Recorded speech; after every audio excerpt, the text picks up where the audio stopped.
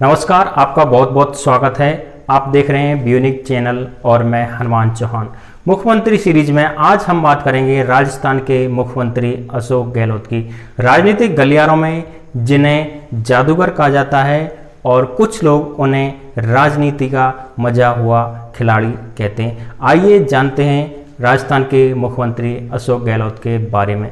अशोक गहलोत का जन्म 3 मई 1951 को जोधपुर में लक्ष्मण सिंह, जो एक जादूगर थे, के घर हुआ।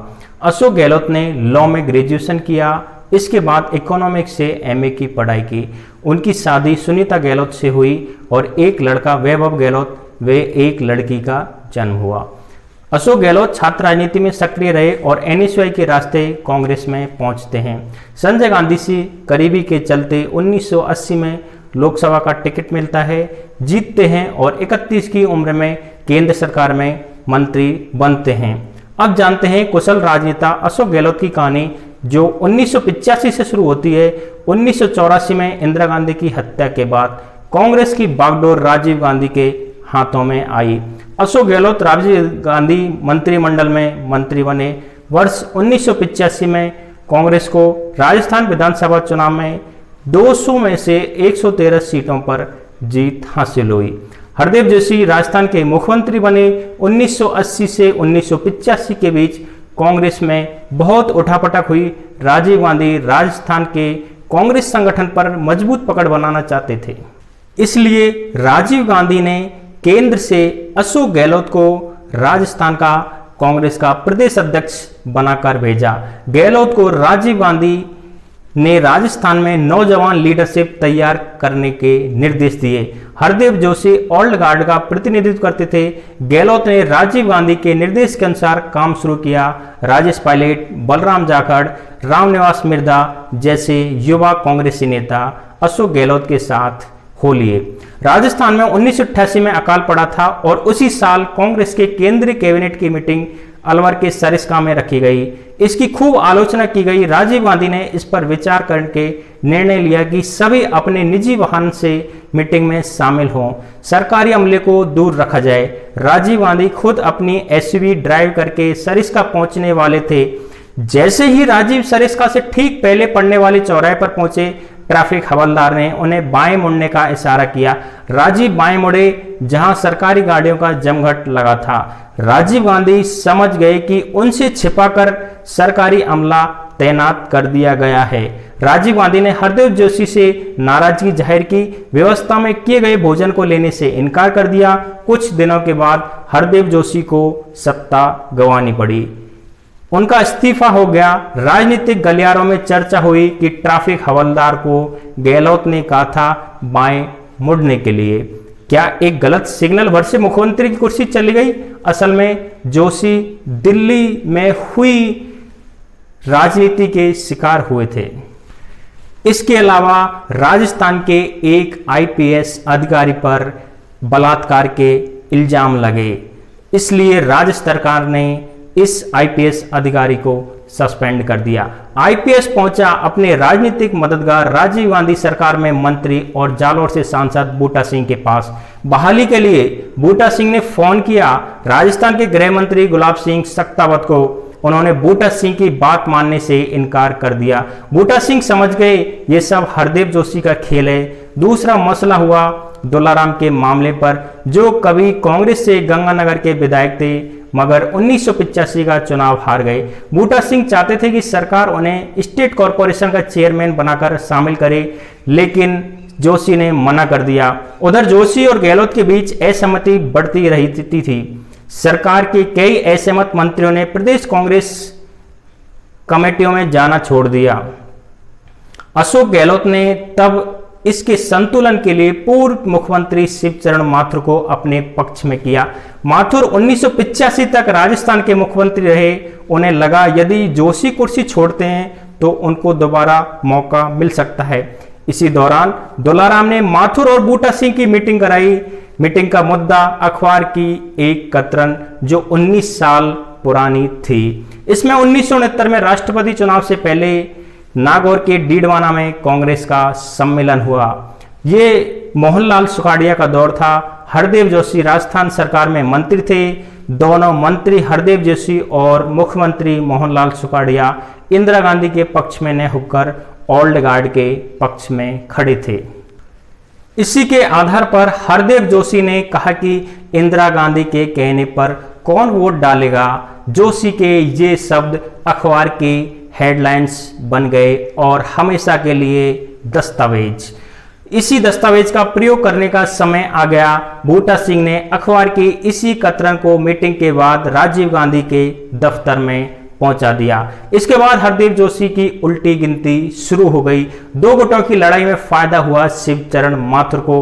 वे दोबारा मुख्यमंत्री बन गए, लेकिन कांग्रेस में अब भी जोशी गुट की पकड़ थी।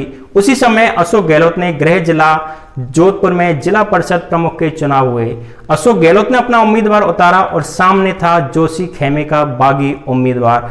परिणाम आए और गहलोत का प्रत्याशी चुनाव हार गया। इससे हरदीप जोशी ने साबित कर दिया कि भले ही उनके पास मुख्यमंत्री कुर्सी नहीं, लेकिन अब भी पार्टी में मजबूत पकड़ है। राजधानी जयपुर में कांग्रेस कार्यकर्ता अपनी ही सरकार के खिलाफ सड़कों पर उतर आए। वर्ष 1989 में दिल्ली से कांग्रेस नेता पूर्व मुख्यमंत्री वीर बहादुर को स्थिति सामान्य करने के लिए जयपुर भेजा गया। जोशी और नवल किशोर शर्मा के समर्थकों ने प्रदर्शन किया, जो मीडिया के अखबारों ने छापा। पूरे घटनाक्रम में दो लोग बहुत रुचि ले रहे थे। पहले भैरव सिंह शेखावत विधानसभा में विपक्ष के नेता पत्रकारों से बात करते हुए कह रहे थे, राजस्थान सरकार स्थिर है, लेकिन हर साल कांग्रेस राजस्थान सरकार में मुख्यमंत्री बदल देती है जो स्थिर नहीं है। दूसरे व्यक्ति थे हरदीप जोशी, जो असम में महामहिम राज्यपाल बनकर बैठे थे। कुछ महीने बाद लोकसभा चुनाव हुए और राजीव गांधी की सत्ता चली गई। राजस्थान में कांग्रेस लोकसभा की 25 की 25 सीटें हार गई, जिसमें खुद अशोक गहलोत जोधपुर की सीट भाजपा के जसवंत सिंह से हार गई। बलराम जाखड़, राजेश पायलट जैसे दिग्गज नेता भी अपनी सीट नहीं बचा पाए। हार की जिम्मेदारी स्वीकार करते हुए गहलोत और शिवचरण माथुर ने इस्तीफा दे दिया। दूसरों का तख्ता पलट करने वाले खिलाड़ी अशोक गहलोत अब की बार खुद मात खा गए। इसलिए राजनीतिक विशेषज्ञ मानते हैं राजनीति अनिश्चितता का खेल है। इसमें ना तो कोई माहिर है और ना ही अनाड़ी है। समय और परिस्थिति के अनुसार राजनेता अपनी कुशलता से सत्ता हासिल करते हैं और जब समय विपरीत होता है तो उनकी सत्ता चली भी जाती है, जिसका सबूत है इतिहास में कितने साम्राज्य शासक बने और कितने नष्ट हुए। भविष्य में भी ये सिलसिला यूं ही चलता रहेगा। अब वापस हरदीप जोशी को राजस्थान लाया गया। वर्ष 1992 में गहलोत भाजपा के रामनारायण बिश्नोई को हराकर लोकसभा पहुंचे। इसी समय 1991 में राजीव गांधी की हत्या हो गई थी। गहलोत नरसिम्हा राव के नेतृत्व वाली सरकार में मंत्री बने। उन्हें टेक्सटाइल मिनिस्ट्री मिली, लेकिन दिल्ली में भी अशोक गहलोत की चंद्रस्वामी से असहमति बनी रही, जिसके कारण मंत्री पद गंवाना पड़ा। गहलोत दिल्ली छोड़कर वापस राजस्थान कांग्रेस में शामिल हो गए। अशोक गहलोत राजस्थान के प्रदेश अध्यक्ष बनकर लौटे। वर्ष 1998 में कांग्रेस राजस्थान में सत्ता में आई और अशोक गहलोत मुख्यमंत्री बने। गहलोत ने 5 साल सरकार चलाई, लेकिन 2003 में भाजपा के नए नेतृत्व वसुंधरा के हाथों अशोक गहलोत को चुनावी हार का सामना करना पड़ा। सोनिया गांधी के कहने पर अशोक गहलोत वापस दिल्ली चले गए महासचिव बनकर। दिल्ली में संगठन पॉलिटिक्स चल रही थी। सोनिया राज में सबसे ताकतवर गुट था अहमद पटेल का, जो गुजरात से आते थे और सोनिया गांधी के सबसे विश्वसनीय व्यक्ति थे। दूसरे खेमे का नेतृत्व कर रहे थे कोषाध्यक्ष मोतीलाल बोहरा। उनके नेतृत्व को स्वीकार करते हुए गहलोत, दिग्विजय सिंह और अंबिका सोनी सरी के नेता उनके साथ हो लिए। राजनीतिक विशेषज्ञों के अनुसार कांग्रेस में 2 तरह के नेता हैं, एक जमीन से जुड़े, दूसरे दरबार पॉलिटिक्स में माहिर जैसे प्रणब मुखर्जी व अहमद पटेल। जमीन से जुड़े नेता दरबार पॉलिटिक्स में असफल माने जाते हैं, लेकिन अशोक गहलोत इसमें अपवाद हैं। अशोक गहलोत जमीन से जुड़े हुए नेता भी हैं और दिल्ली की दरबार पॉलिटिक्स में भी सफल नेता हैं। गहलोत को दिल्ली भेज सोनिया गांधी ने राजस्थान कांग्रेस की जिम्मेदारी सीपी जोशी को सौंप दी। सीपी जोशी ने कड़ी मेहनत की, संगठन में अपने लोगों को आगे बढ़ाया। जब 2008 के विधानसभा चुनाव आए, सीपी जोशी ने सबसे ज्यादा टिकट अपने लोगों को दिए, लेकिन अशोक गहलोत का इस समय सीएम बनना मुश्किल था, मगर जादूगर का खेल को आसानी से नहीं समझा जा सकता है। सीपी जोशी पूरे प्रदेश में कांग्रेस को जिताने के लिए कठिन मेहनत कर रहे थे, लेकिन अपने सीट के प्रति ज्यादा ध्यान नहीं दे पाए। उदयपुर की नाथद्वारा सीट से 1 वोट से सीपी जोशी भाजपा के कल्याण सिंह चौहान से चुनाव हार गए। विधानसभा चुनाव में कांग्रेस को 200 में से 96 सीटें मिली और भाजपा को 78। कांग्रेस अधूरी जीत के साथ खड़ी थी। अब सबकी नजर बसपा से जीतकर आए 6 विधायकों पर थी। ये 6 विधायक गहलोत के साथ खड़े थे। एक बार फिर गहलोत मुख्यमंत्री बन गए। सीपी जोशी को केंद्र में मंत्री पद मिला। इस कार्यकाल में गहलोत ने मुफ्त दवा योजना शुरू की, जिसका देश भर में सराहना की गई। सरकारी नौकरियां, पेंशन की दी। लेकिन 2013 के विधानसभा चुनाव में पूरे देश भर में मोदी लहर चली और राजस्थान भी मोदी लहर से अछूता नहीं रहा। राजस्थान में कांग्रेस विधानसभा का चुनाव हार गई, जहां कांग्रेस की सबसे बड़ी जीत 1998 में 157 सीटों पर हुई, वहीं सबसे बड़ी हार 2013 में मात्र 21 सीटें मिली। इस हार के बाद गहलोत दिल्ली चले गए।